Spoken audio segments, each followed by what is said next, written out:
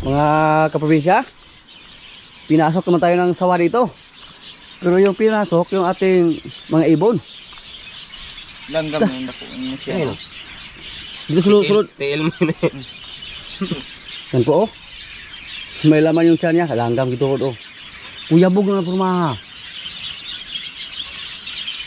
Diyan po galing sa ating mga ano, parakits. Buti lang, ibon lang yung nakain niya. Bulok ko nili. Tingnan niyo po oh, yung katawan niya dito maliit lang, pero pagdating dito, klarong-klaro na may laman. Yung saan yung pagdakop daw? Ang ito nagkakaroon. Ito na kaya mo dakop. Itong buhay ba? Boy, era ko nga doon, kaya magalit sila pagpatayin natin. Pagkawalan lang natin. Boy, pagkawalan lang. Sapa boy, dong ha. Dito po galing yung sawa na yan.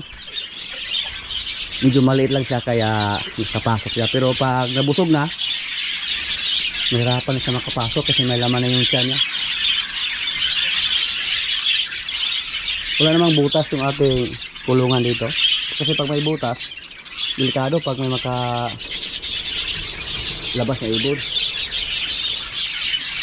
Dito po sa amin mga kaprobinsya, marami po sawa. Iba't ibang klase sawa yung makita namin. At dyan sa ating kulungan ng pato, 3 beses na kami nakakuha ng sawa dyan, yung mga malalaki. Tingnan natin, baka may butas yung ating kulungan dito. At delikado pa,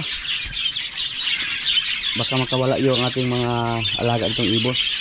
Pero ganito lang kaliit oh, yung butas ng ating screen. Tapos pag dun sa bubungan, wala naman chance na makapasok dyan kasi may screen dyan pati dun sa bubungan. Nadali tuloy yung ating ibon. At sa tingin ko po, mukhang inakay yung nadali niya. Inakay yung kanyang kinain. Buti na lang napansin siya ni Luigi. Kaya pala kaninang umaga, ingay yung mga ibon natin ito. Akala ko po, alas 5 na ng umaga. Pero nang tinignan ko yung cellphone ko, alas 12 pa lang. Nag-ingay na yung mga ibon natin ito. Kaya pala pinasok na sila ng sawa na maliit. Hindi naman siya masyadong malaki. Siguro po inakay yung kinakain niya. Kasi hindi naman niya madaling mahuli yung mga may pakpak na, malakas na yan lumipad. Maraming inakay dyan sa loob. So yan po ang hinala natin. Nung hindi pa siya nakakain, nakayanan niya pumasok dito sa screen. Pero nang nabusog na siya, mukhang hindi na siya nakalabas. Pero sipin naman yung ibon natin dito. Wala naman makapasok dito ng mga malalaking sawa. Katulad dun sa nahuli natin sa ating mga pato. Kasi may ulan kagabi. Napapansin po namin dito, basta may ulan, yan po ang time na umatake yung mga sawa.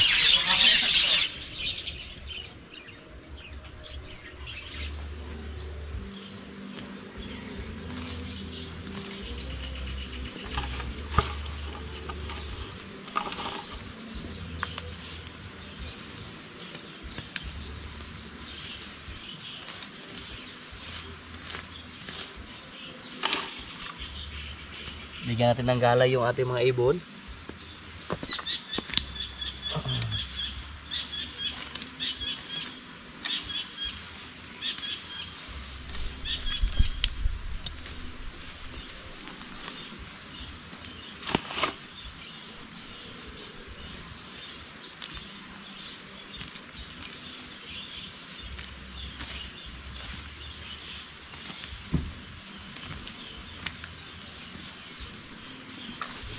Buhay na yung ating kamuting baging mga kaprobinsya oh.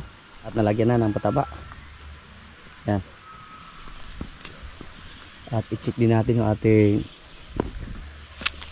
tanom dito na luya. Hindi pa tayo nakabili ng similya or binhi para itanim dito sa bakante. Sa mga nakarang araw, busy po tayo.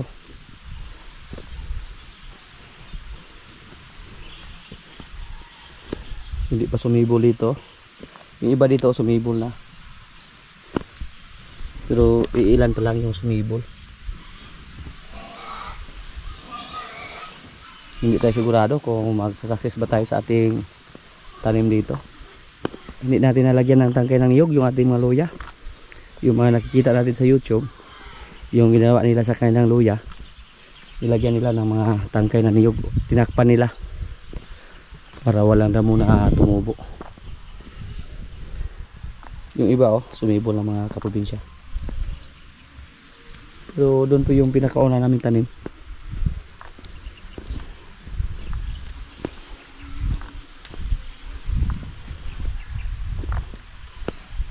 Yan po. Mahaba na dito Yan.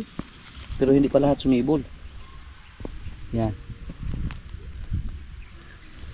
Ayos Sabi po nila hindi pwedeng magtanggal ng damo ng luya tuwing umaga. Hindi ko alam kung ano ang dahilan. Pero sa tingin ko po parang pamahiin lang yan. Walang scientifico na explanation. Talpas na. Yung dito wow.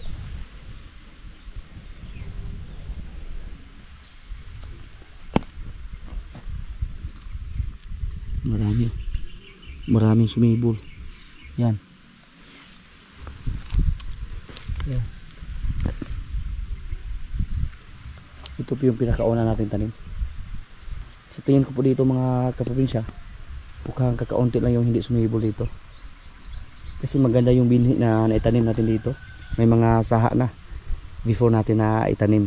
May mga ganun na kahaba yung saha nila. Hindi man siguro 100% yung ating tinanim dito, pero at least base po sa ating nakikita dito ngayon, medyo marami na po yung mga sumibol na tinanim natin.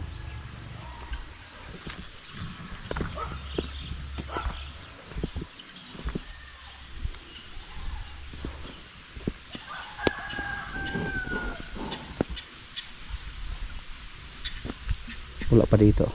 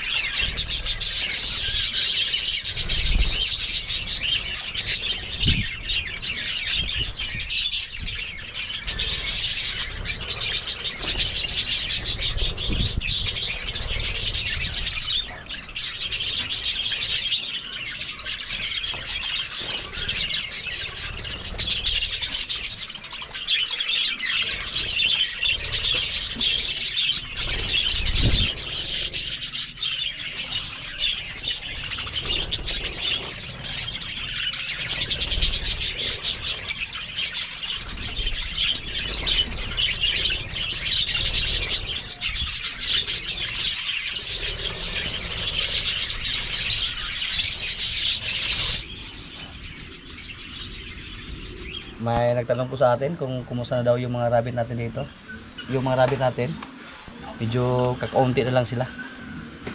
Pinawasan natin kasi maliit lang yung area natin dito. Malakas din silang kumain ng mga galay, kangkong. Ayan.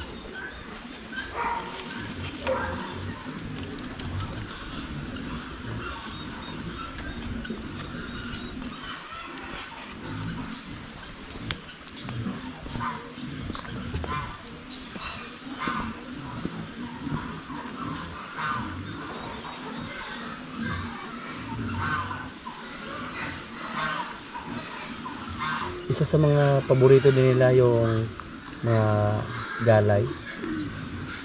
Paborito nilang dahon. Kasi malambot lang.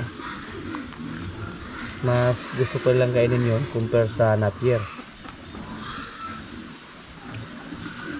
Yung bakod po sa ating rabbit ito, kailangan na po i-repair. Nasira na. Bala ko po palitan ng mga poste.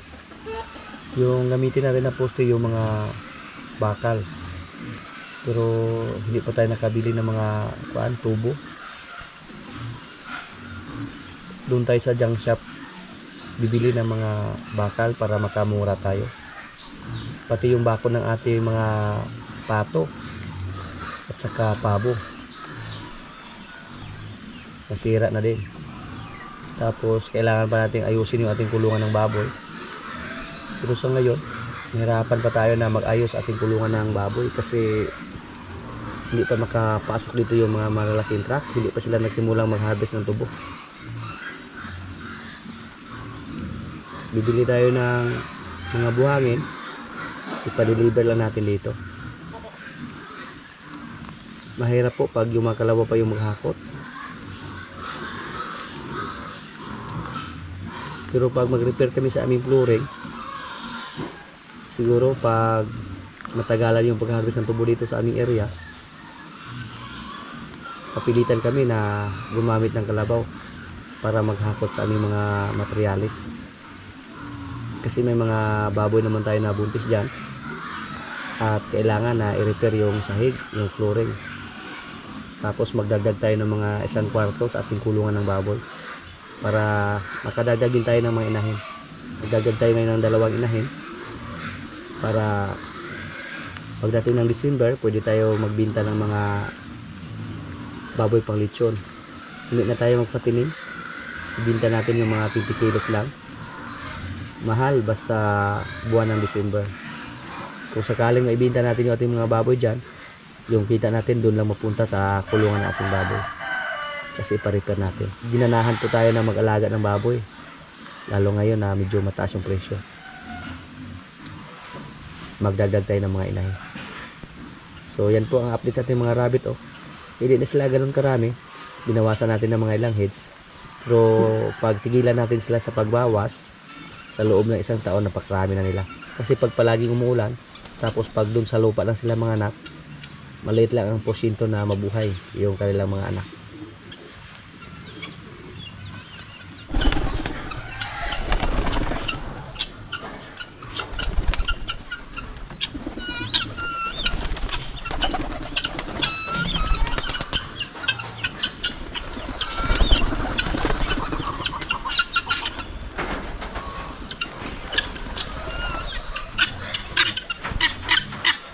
Masaya po yung mga kalapati natin na pinalabas natin.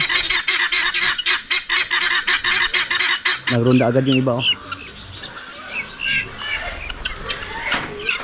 Hindi na tayo nakapagkalipad ng mga kalapati.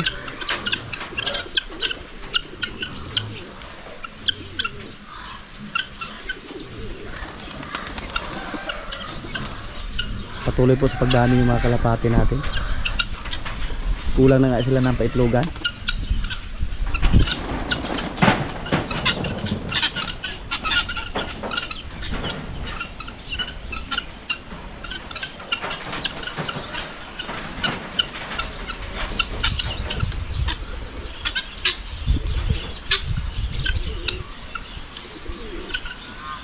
Yan napakalakas lumipad sa ating mga kalapati. Nagrunda. Sa tingin natin parang hindi na makabalik.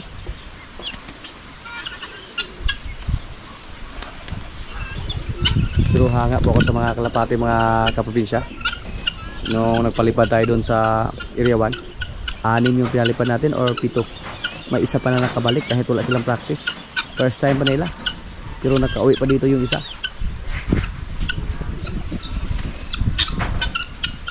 Pero hindi po tayo sumasali sa mga karera ng kalapati. Hindi po yun uso dito sa aming lugar. Pag may nag-alaga ng kalapati, parang libangan lang or for the eyes only lang. Nagkaaliw lang sila tingnan habang rumurunda. Lalo na pag sabay-sabay silang lahat.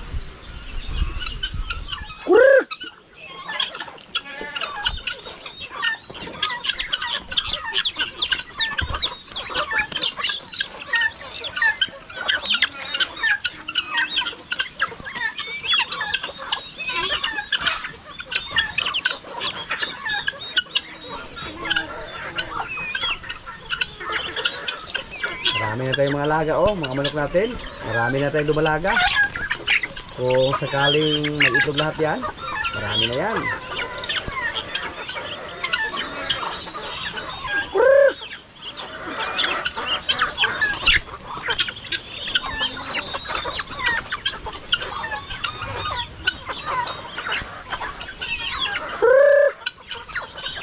Tapos yung mga pabo din natin, marami tayong sisi ngayon ng pabo.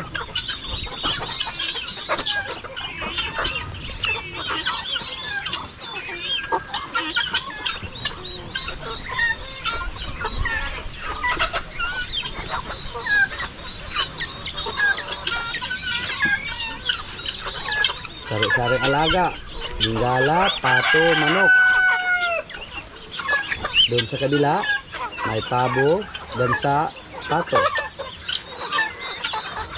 Yung pabo natin na may sisiw nasa kulungan lang.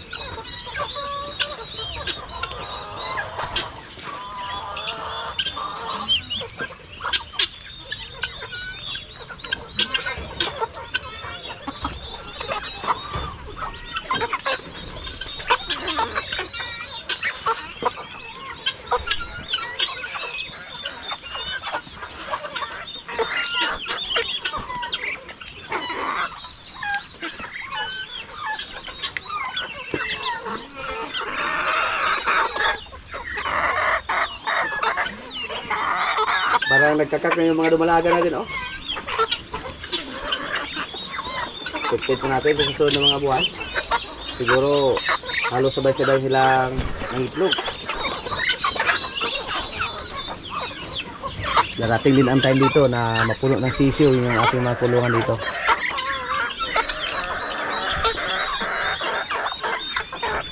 May nagsabi po na parang mailap daw yung mga alaga ating manok ngayon. Dahil habol po ng bingala. Medyo mailap po sila mga kaprobinsya kasi binago po yung sistema natin sa ating pag-alaga ng sisi. Dati po, kinulong na natin hanggang lumaki sila. Pero ngayon, pinakawalan na natin habang sisiw sila. Sa kadahilanan po para matuto sila maghanap ng pagkain sa paligid natin. Kasi po sa ating experience dati, yung mga manok na nasa kulungan lang palagi, napakatamad maghanap ng pagkain sa paligid. Umaasa lang sa feeds na binigay natin o sa tahok.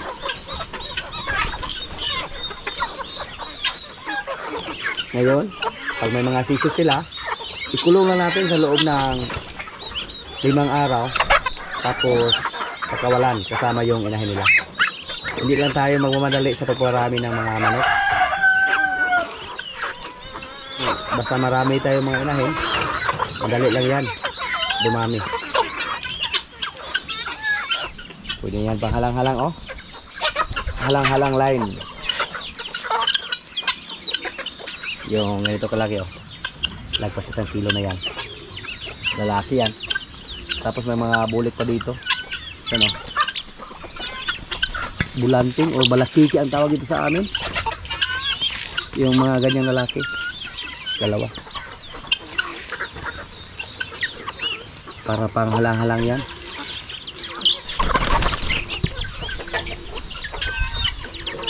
Nakakaaliw lang tingnan pag marami tayong alaga mga kaprobinsya. Tapos pag gusto natin kumain ng manok, napakadali lang. Sa ngayon po, mga sisyo ng pabo ang nasa loob ng ating kulungan. Yan, marami yan. Kaya lagi tayo nagkakain dito ng pabo. Noong una po, sabi nila, napakahirap daw alagaan yung pabo, pero napakadali lang naman mga kaprobinsya. Basta ikulong lang natin yung sisyo nila, makasurvive po yan. Maganda po pag palabasin natin paminsan-minsan yung ating mga kalapati. Kasi makakain sila ng mga kuan ba? Mga buhangin. Makakain sila ng mga damo.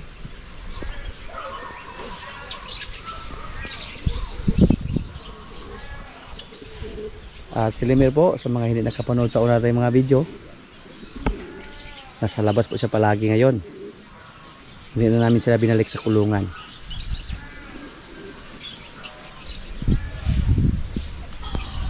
Gusto namin na makakasa si Lemir.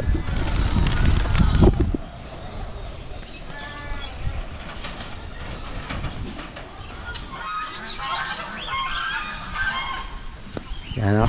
Sa mga hindi din nakapanood sa una nating mga video, yung isa nating baka na si Bitang nakastahan na. So marami tayong hintayin ngayong taon. Kung sakaling mag-success lahat yung mga babae nating baka, magkaroon tayo dito ng maraming baka. Sa ngayon, may siyam tayo na baka na babae, pang siyam si Martis. Si Basya, may isang anak. At yung isa na pula na baka natin, malapit na din mga anak.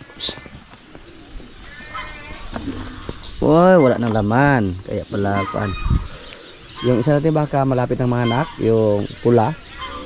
At saka 5 sa ating mga baka na nakastahan. Bagong kasta pa lang. Ngayong taon na 2025, kung sakaling mag-success lahat yung mga baka natin dyan na babae, medyo marami pa tayong baka na madagdag ngayong taon. Sana po mag-success sila. Tapos andyan pa si Jen, dumagdag pa.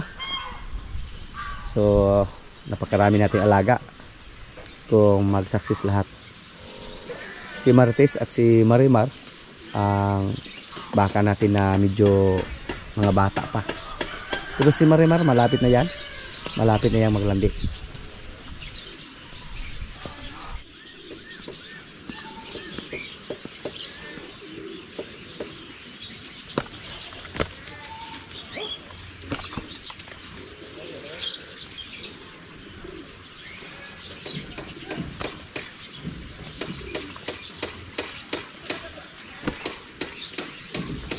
Napakatagad sakyan ni Limer. Mahirap sakyan. Subukan natin na sakyan.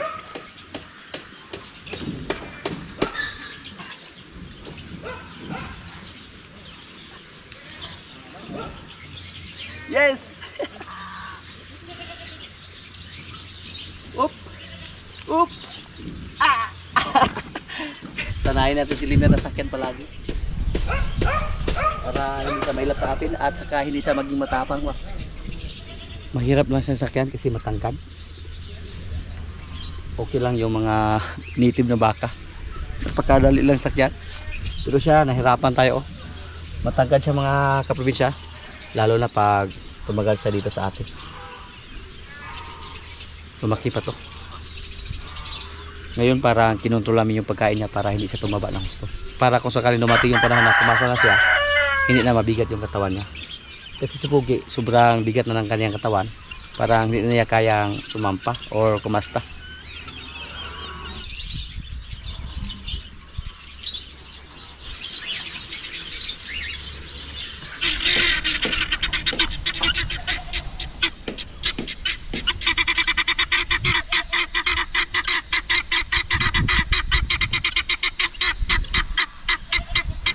Bisitahin po natin si Rigo rito mga kaprobinsya. Gwapo na kasi lawas. At kumain na siya ng kumpay.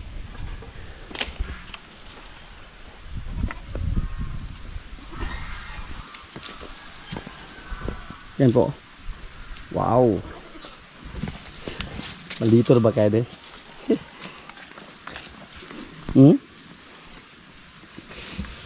Tinahin po yung katawan nyo. Makintab.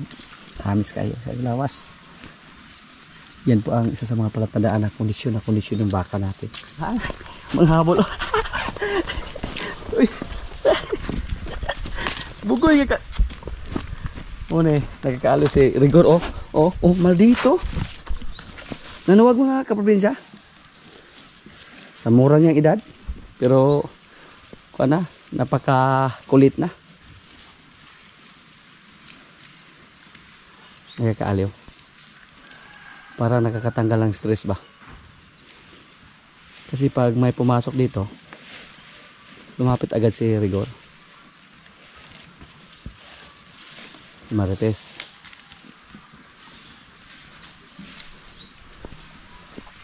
Kahit ditib lang yung nanay ni Rigor.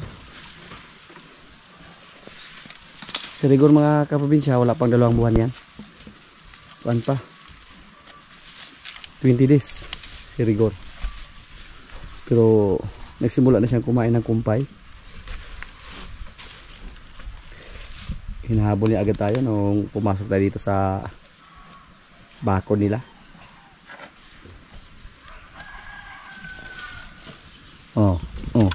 Mustilon. Ayaw ba?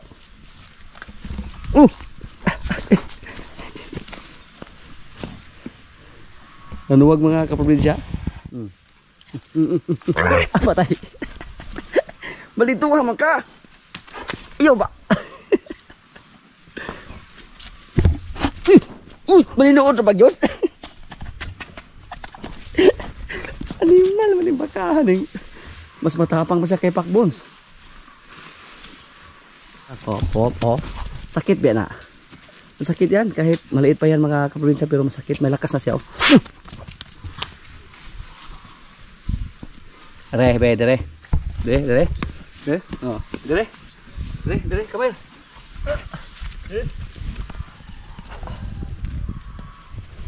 Buti pa si Martit. Kain lang siya ng kain. Sa lahat ng baka namin dito, na dito pinanganak, si Rigor yung pinakamatapang. Sige. Si Tanggol dati, hindi naman ganito kawatapang, pati si Pakbons. Siya yung pinakamatapang, napakakulit. Kita kay sungay. Sige. Buta? Man.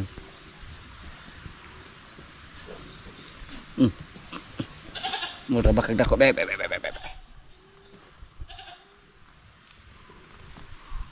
dia. May lakas na siya.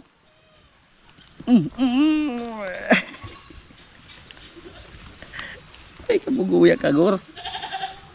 Dapat kimigo kong tuhod dito. Gor, saan kang? Pwede di ka kang hilasa kayo dyan? Wala na. Puro balahibo na rin. Yung iba natin kasama dito matakot na pumasok. Si Rigor.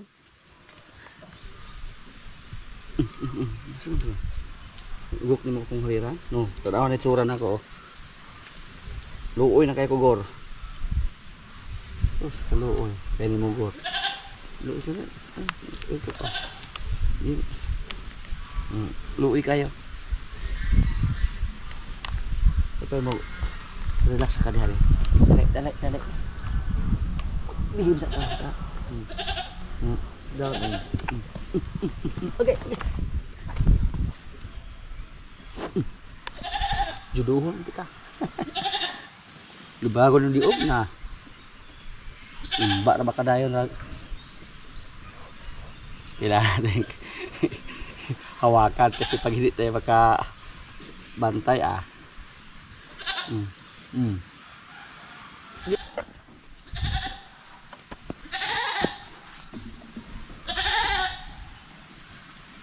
Kabay, Gor. Uwi na ako, Gor.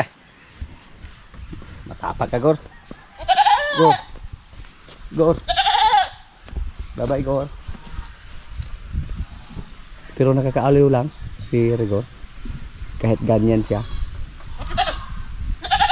Na-entertain ko ako sa kanya. Pag si Rigor ang makalabas, napakahirap papasukin. Diyan ka lang, Gor. Bye-bye. Bye-bye, Gor. Mga kaprobinsya, kaya na po. Ito yung pagkain namin, oh. May gulay, may kalyos, may kanin, may bulad. Lord, maraming salamat sa pagkain. So, kaya na.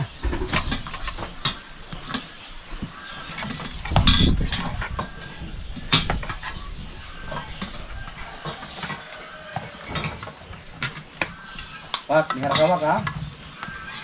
Hindi ko mukha ng bata. Kalyos din, bata ka di ay. Paborito ng galay po di ay. Na. Oh, sabi na ako. Hindi na mukha ng kalyos.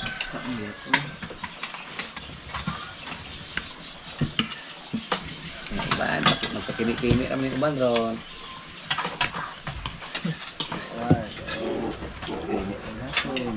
Kay Invitation. invitation na dawat. Invitation card.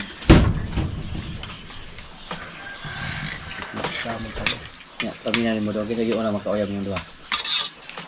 Ako mo premier man yung na makauna uyab niya. Okay tanto. Ya. Ising-isi ba? Dili ko pakit ang magbugtaw. No piso ako ng hapa lang.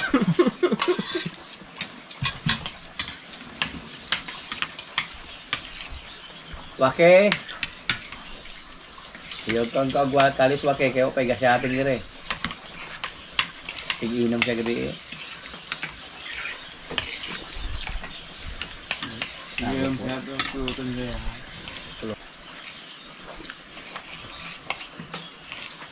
O pagabati pan Jane. Tama. Amo ka ugaling mata hinay. Galay ang tayo. Sa unang kalabasa mo to.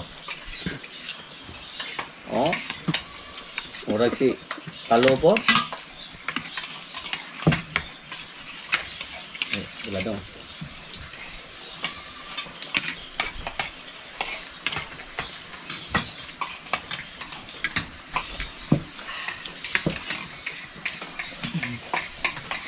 Yan lang muna ang mga kaganapan dito sa amin mga kaprobinsya at maraming salamat po sa palagi niyong pagsubaybay sa aming mga video. Maraming salamat din sa ating mga silent viewers, sa mga kaibigan natin na nasa ibang bansa na palagi nanonood, sa mga palagi nag-comment, sa mga likers. Maraming salamat po. Shout out muna sa ating mga kaibigan dyan. Shout out kay Albert Quezon from Cebu. Shout out kay Ramon Remigio from Billings, Montana, USA. Shout out kay Vicente Junior Pascua from Toronto, Canada. Shout out kay Jan Diligiro from Agdao, Davao City. Shout out kay Totoy Carolino from Rome, Italy. At sa mga hindi ko po na shout out na lang po yung lahat at maraming salamat po.